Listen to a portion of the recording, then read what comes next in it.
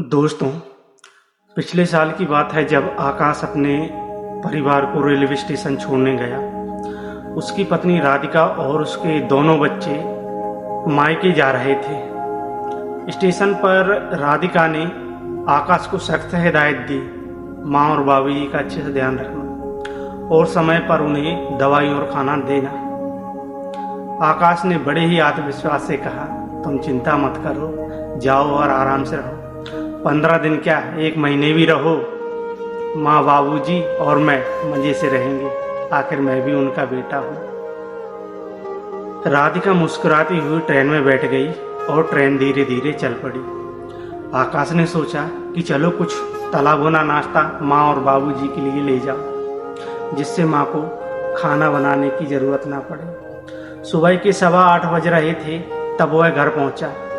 माँ ने नाश्ते में कचौरी समोसा देखकर कहा, क्या तुझे नहीं पता, हम पिछले 8 महीने से तला भुना खाना बंद कर चुके हैं। सूरज के चेहरे पर एक हल्की सी मुस्कान आई, लेकिन माँ की बात ने उसे सोच में डाल दिया। उसने मन ही मन में सोचा, तुम्हें कैसे पता चलेगा आकाश, तुम घर में होते ही कितने हो। आखिरकार दोनों ने ब्रेड का नाश्ता किया। नाश्ते के बाद आकाश ने दवाइयों का डिब्बा माँ के सामने रखा और दवाई लेने को कहा। माँ ने जवाब दिया, हमें क्या पता कौन सी दवाई कब लेनी है, रोज तो राधिका ही निकाल कर देती है। आकाश ने राधिका को फोन लगाकर दवाइयों के बारे में पूछा और फिर दवाइयाँ निकाल कर माँ बाबूजी को दे दी। लेकिन यह सिलसिला यहीं खत्म नहीं हुआ। राधिका के जाने के बाद आकाश को बार बार फोन करना पड़ता, कौन सी चीज कहाँ रखी है, माँ बाबूजी को क्या पसंद है और कौन सी दवा कब देनी है।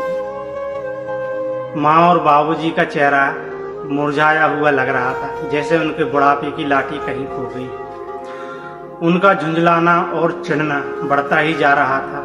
आकाश को उनके अकेलेपन का एहसास होने लगा। उसने खुद को बहुत ही बेबस महसूस किया। आकाश ने आखिरकार अपनी सारी अकड़ और मैं भी उनका बेटा हूँ वाली सोच को छोड़कर 1 सप्ताह बाद ही राधिका को फोन करके वापस बुला लिया। जब राधिका और बच्चे घर लौटे तो माँ और बाबूजी के चेहरे पर जो मुस्कान और खुशी आई थी वह देखने लायक थी। जैसे पतझड़ के बाद सूख चुके पेड़ों की शाखाओं पर हरी पत्तियां खिल गई हैं। और क्यों ना हो, उनके परिवार की देखभाल करने वाली राधिका जो वापस आ गई थी। आकाश को भी इन दिनों में एक बात अच्छी तरह समझ आ गई कि बुढ़ापे में माता पिता के लिए असली सहारा एक समझदार और प्यार करने वाली बहू की होती है, ना कि बेटे की। तो दोस्तों, अगर आपको इस कहानी से कोई सीख मिली हो तो वीडियो को ज़्यादा से ज़्यादा शेयर करें और कमेंट करके बताएं कि आपको यह कहानी कैसी लगी। धन्यवाद। जय हिंद।